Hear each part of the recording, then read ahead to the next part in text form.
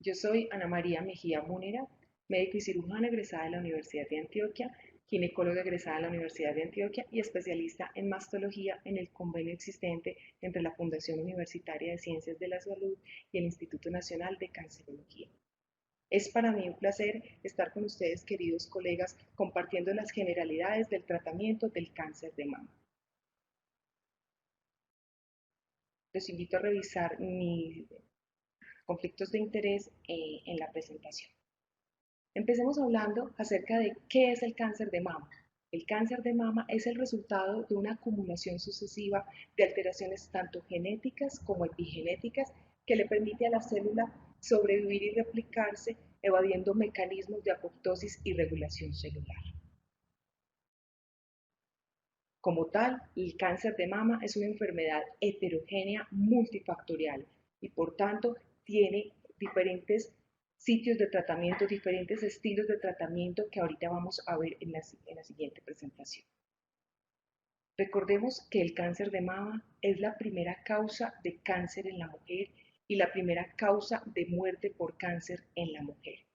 Si hacemos un planteamiento del problema a nivel global y a nivel local, para el año 2012, de acuerdo a las últimas estadísticas que tenemos de Globocan, habría 1.671.000 casos nuevos de cáncer de mama en el mundo, lo que corresponde al 25% de todos los tumores o todos los cánceres. Y si hablamos de la mortalidad, como lo podemos ver en barras rojas, la cifra de mortalidad corresponde a 522.000 casos, lo que es el 14% de las muertes por cáncer de mama. Si miramos comparando los países en vía de desarrollo versus los países desarrollados, recordemos que incidencia está en las barras azules y mortalidad en barras rojas, miremos que el cáncer de mama es la primera causa, tanto en incidencia como en mortalidad, de acuerdo a los reportes. Si hablamos el panorama de Colombia específicamente, la incidencia la tenemos entonces en 35 por 100.000 habitantes, lo que corresponde al 23.4%, y la mortalidad corresponde al 10.8 por 100.000 habitantes, lo que es el 13.9%, casi el 14%. Ubicándonos en un plano un poco más local, vamos a hablar de los datos que tenemos a la actualidad del Instituto Nacional de Cancerología plasmados en el anuario estadístico del año 2012. Para el año 2012 se diagnosticaron en el instituto 702 casos. De estos 702 casos, 698 correspondían a mujeres y 4 tumores a hombres, lo que corresponde al 11.5% del total de los tumores diagnosticados en el instituto. De ahí, si miramos la tasa o la presentación del cáncer con respecto a los grupos etarios, vemos que entre los 45 y los 60 años está el mayor volumen de presentación del cáncer de mama. Además, si tenemos en cuenta por el régimen de seguridad social al cual se encuentra afiliado la paciente, vemos que en su gran mayoría, 315 casos, pertenecen al grupo contributivo versus 194 casos del grupo subsidiado y ya en menor proporción los otros regímenes de seguridad social en Colombia. Ahora, miremos con respecto a los estados de diagnóstico, el estado clínico en el momento en el que se hace el diagnóstico de cáncer de seno. Recordemos que los estados tempranos van desde el estado 1 hasta el estado 2A y esto corresponde al 28% de los casos. Y si hablamos de los estados localmente avanzados, es decir, desde el estado 2B hasta el estado 3C, miremos que 59.7%, lo cual indica que en nuestro país aún estamos diagnosticando el cáncer de mama en estados avanzados. Hablando específicamente de la mortalidad por cáncer de mama, para el Instituto Nacional de Cancerología se presentaron 89 muertes en total por cáncer de mama. De esas 89 muertes, vemos que su gran proporción, en una gran proporción, corresponden al régimen subsidiado, lo que no corresponde al régimen contributivo. Por tanto, es importante no solamente trabajar con las pacientes del régimen contributivo, sino las pacientes del régimen subsidiado, hacer las campañas de concientización y prevención. Y si miramos la mortalidad con respecto al grupo etario, el grupo donde más se presenta, digamos, o en su mayor proporción se presenta el cáncer de mama está entre los 55 y los 65 años. Basándonos entonces en la guía de atención integral del cáncer de mama publicada por el Ministerio de la Protección Social, es importante que tengamos en cuenta cuando nos enfrentamos a una paciente en quien tenemos la sospecha de un cáncer de mama, a esta tríada que va a ser muy útil para el clínico al momento de abordarla. Recordemos que la tríada está entonces está constituida por tres, digamos, pilares básicos: el examen clínico, las imágenes y la histología, en este caso sería la biopsia. Con respecto entonces al examen clínico, es muy importante que nosotros como médicos hagamos una buena una historia clínica completa en la que vamos a determinar el tiempo de evolución de la lesión de la que probablemente nos puede estar consultando una paciente o un paciente, si produce o no dolor, si tiene cambios con el periodo menstrual en el caso de las mujeres, si es de crecimiento rápido en el tiempo, la localización en el cuadrante de la mama para ubicarnos nosotros y en el momento que alguno de nuestros colegas vuelva a leer nuestra historia, pues estemos hablando el mismo idioma, el tamaño, la consistencia, cómo son los bordes de esa lesión, qué otros hallazgos asociados a la lesión hay, por ejemplo, el edema de piel, nódulos de permeación, retracciones de la piel, inversiones del pezón, entre ellos, los bordes, la palpación axilar, importantísima. No olvidemos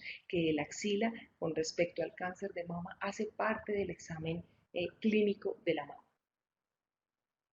Lo que veníamos entonces comentando al respecto del examen clínico, es importante tener en cuenta si hay edema en piel de naranja, cómo es la consistencia de ese nódulo, cómo son sus márgenes, si está adherido o no al plano profundo, si produce alguna ulceración en el tejido mamario o si produce retracciones en el tejido mamario. Continuando entonces con la tríada diagnóstica o el triple diagnóstico, el segundo pilar de este triple diagnóstico sería entonces las imágenes. Es importante completar la clínica con unas imágenes que nos vayan a aportar a un mejor diagnóstico. Entonces, para las imágenes tenemos que tener en cuenta la edad de la paciente y digamos que nuestro número va a ser la edad de 40 años. Es decir, si tenemos una paciente con sintomatología o con un signo de hallazgo al examen clínico de la mama, que es mayor de 40 años, es importante que empecemos a contemplar la posibilidad no solo de hacer la ecografía, sino también hacer diagnóstico con la mamografía. No así con las pacientes menores de 40 años. Estas pacientes se les debe indicar ecografía. Es importante y es una pregunta que siempre surge en el ámbito académico. ¿Cuál es mejor, la mamografía versus la ecografía? Mi respuesta a esto sería: ninguna es mejor que la otra. Ambos exámenes o ambas imágenes son complementarias la una de la otra, porque en el caso específico de la ecografía, esta nos permite diferenciar entre una lesión sólida y una lesión quística. Con respecto a la mamografía nos permite ver, por ejemplo, calcificaciones que la ecografía no puede ver. En ese orden de ideas, consideramos que los exámenes son complementarios. Sin embargo, en las mujeres menores de 40 años, por la alta densidad del tejido mamario, no está indicado enviar mamografía, no está indicada. Esta es una diapositiva que todos hemos conocido, que todos los que accedemos a internet la hemos visto, en donde de una manera muy explícita se nos muestran los diferentes signos y síntomas del cáncer, dentro de los cuales encontramos endurecimientos, erupciones de la piel, enrojecimiento o ardor, piel de naranja, asimetría, etc. Es muy importante que ustedes la tengan en su cabeza y recuerden todos los síntomas y todos los signos que puede haber en la mama, en la mujer al momento de presentarse a la consulta. Bueno, entonces, ¿cómo se diagnostica el cáncer de mama? Entonces, lo que estábamos diciendo. Con respecto a los hallazgos del examen clínico de la mama, lo que veníamos diciendo, todo lo del examen físico, que debe ser lo más completo posible. Usted tiene que hacer una ilustración con su descripción en la historia clínica para que la masa o la lesión por la que está consultando la paciente quede adecuadamente delimitada. Con respecto entonces a las imágenes diagnósticas, ya nos quedó claro, pacientes menores de 40 años, vamos con ecografía, pacientes mayores de 40 años, hacemos ecografía y mamografía. Hay pacientes con edades muy tempranas de presentación del cáncer de mama, estamos hablando por debajo de los 40 años.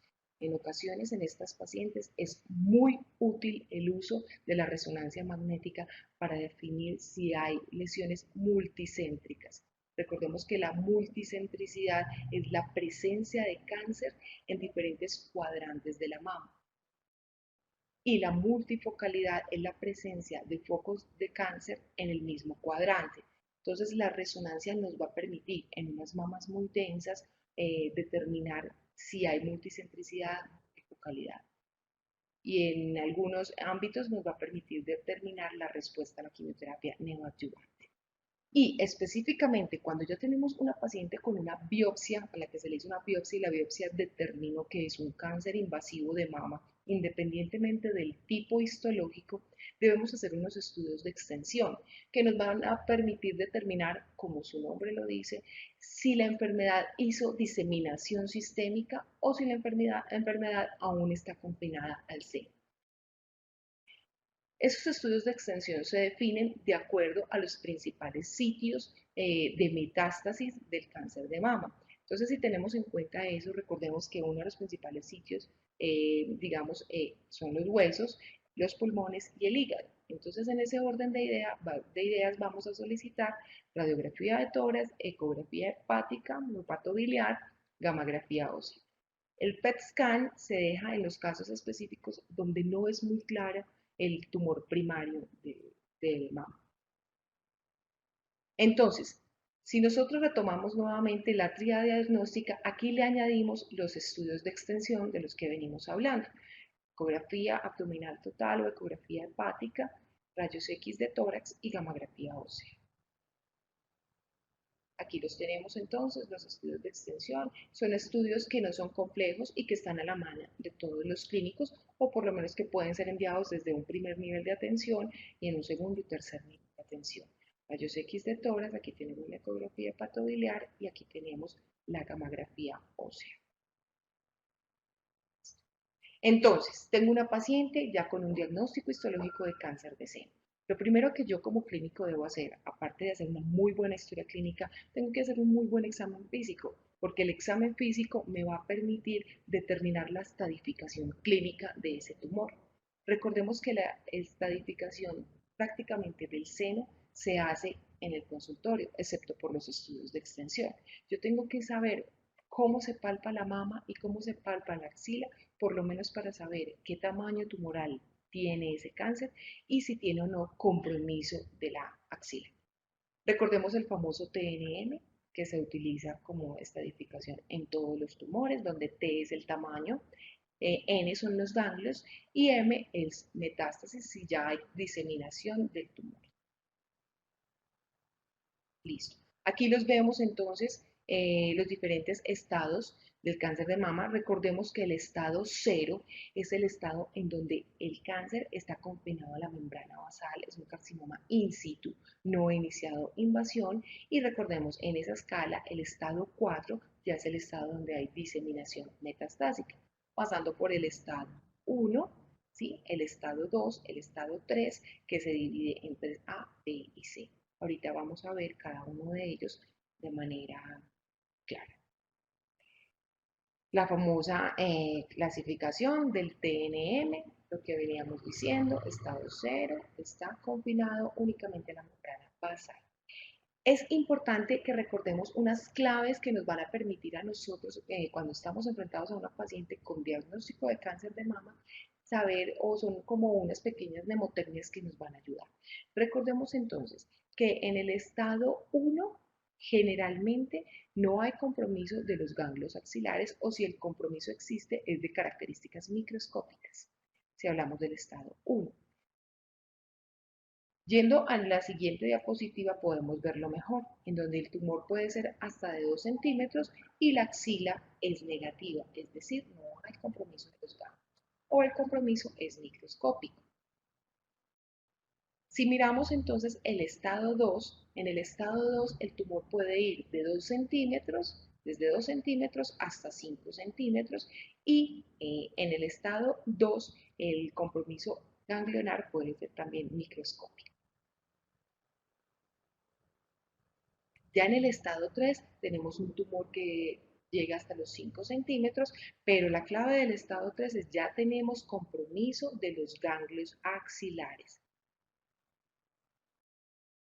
Si hablamos del estado 3B, tenemos compromiso dérmico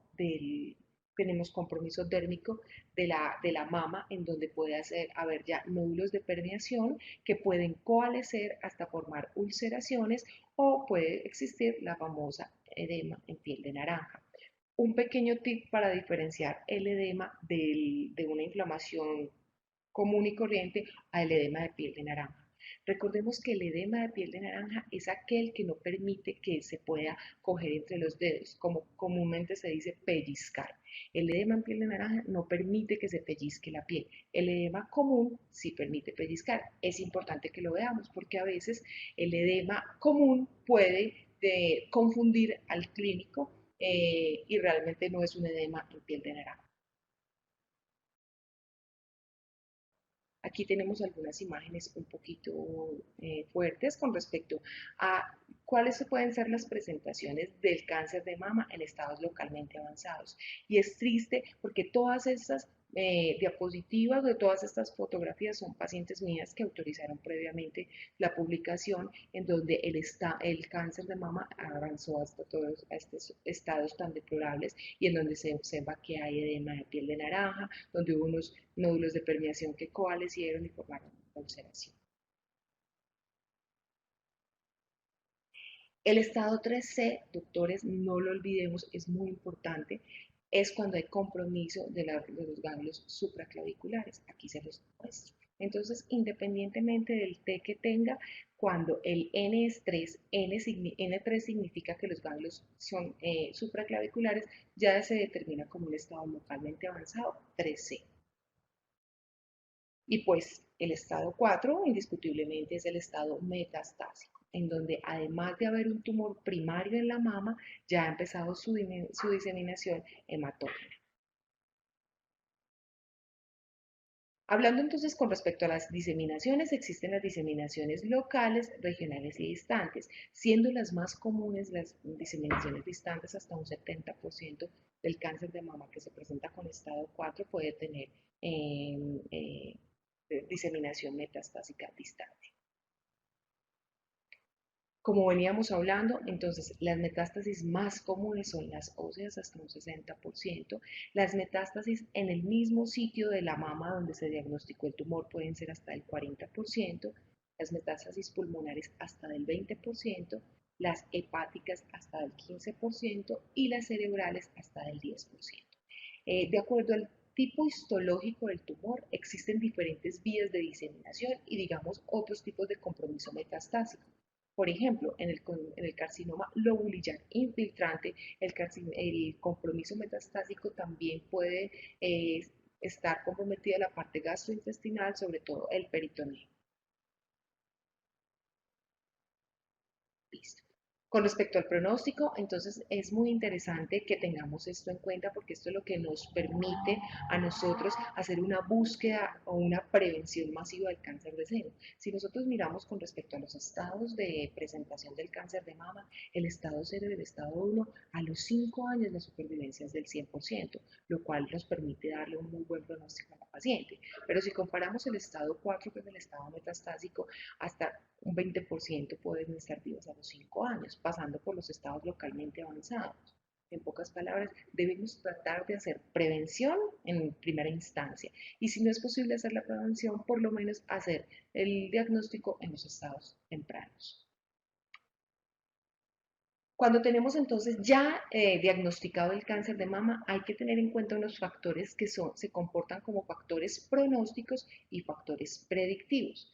Los factores pronósticos son aquellos que me dan cuenta de cómo se va a comportar la enfermedad independientemente del tratamiento que se le dé a la enfermedad.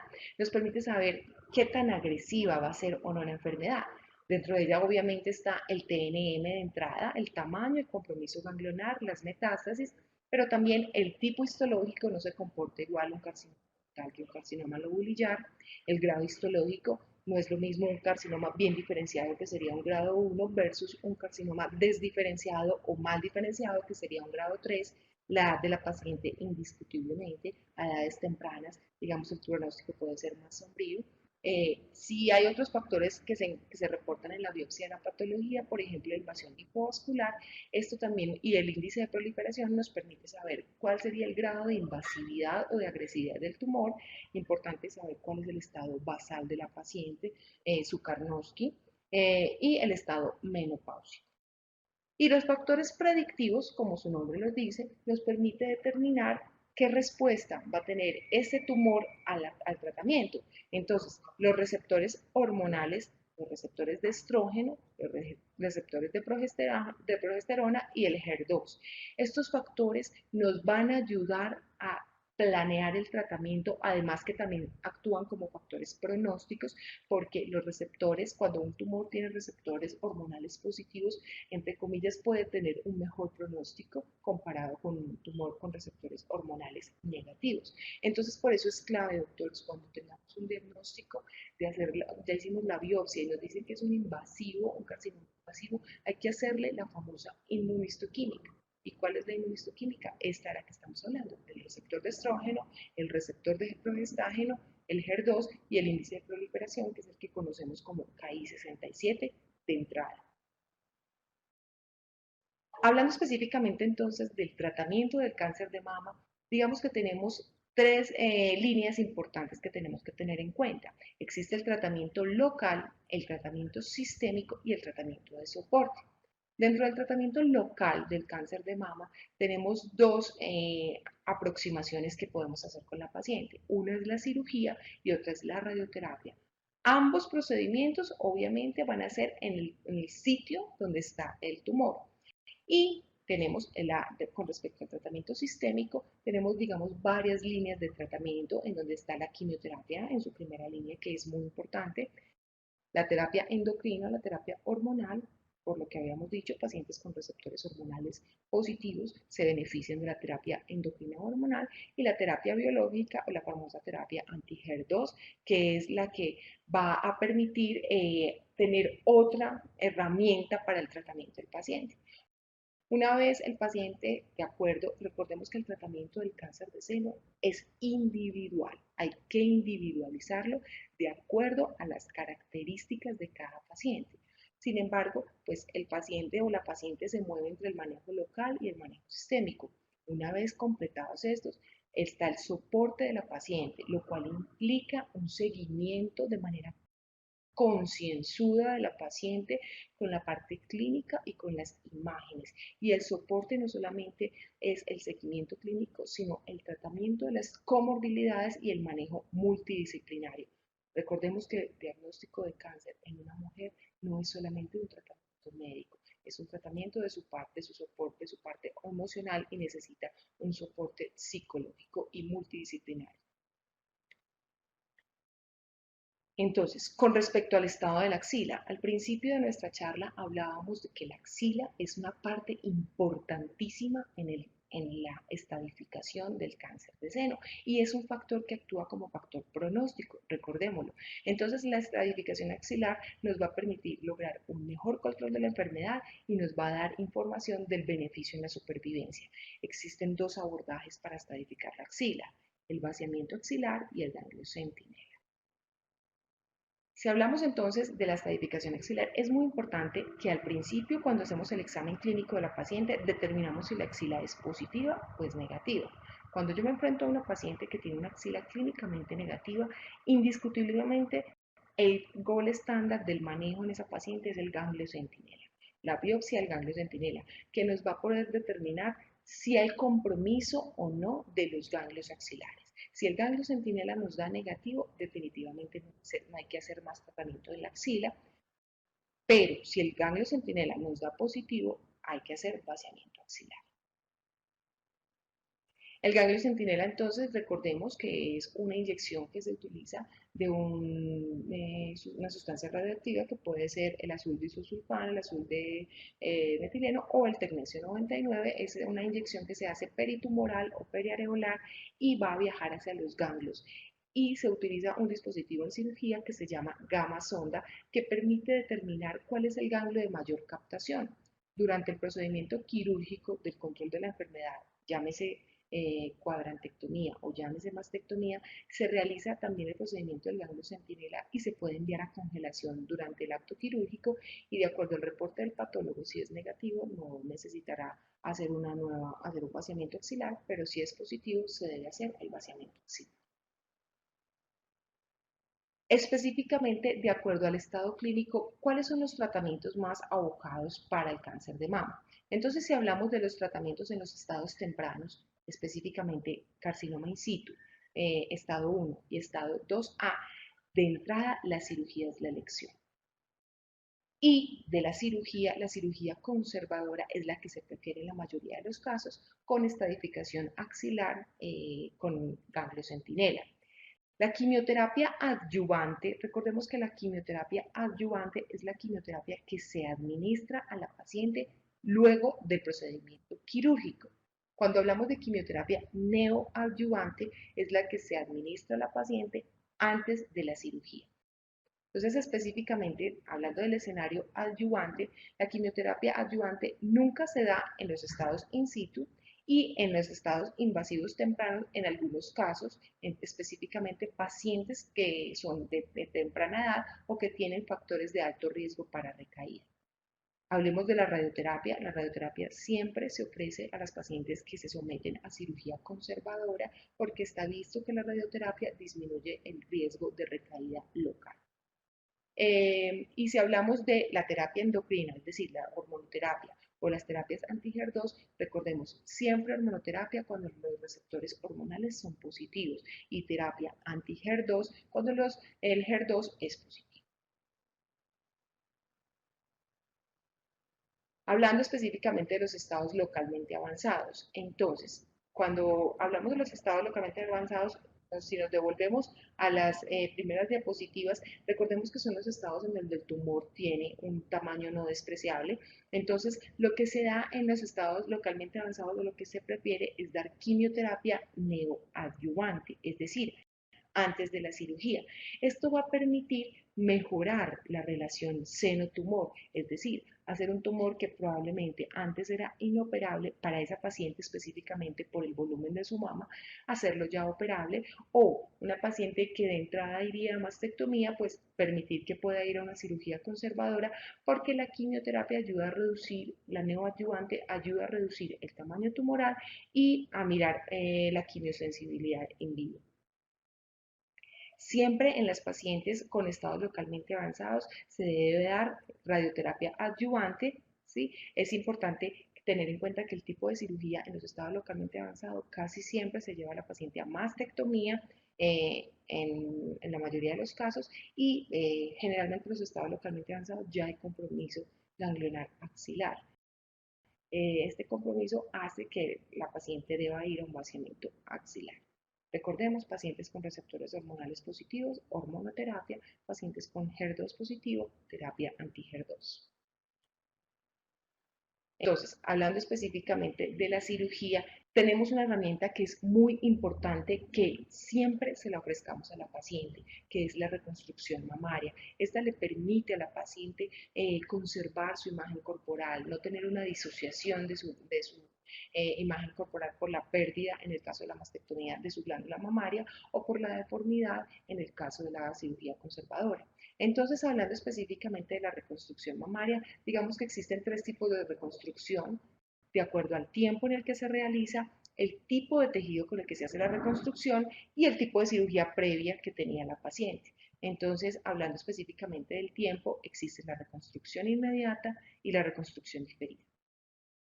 La reconstrucción inmediata es la que se hace en el mismo acto quirúrgico de la mastectomía o de la, digamos, de la cuadrantectomía. La diferida, como su nombre lo dice, se hace en un segundo tiempo quirúrgico.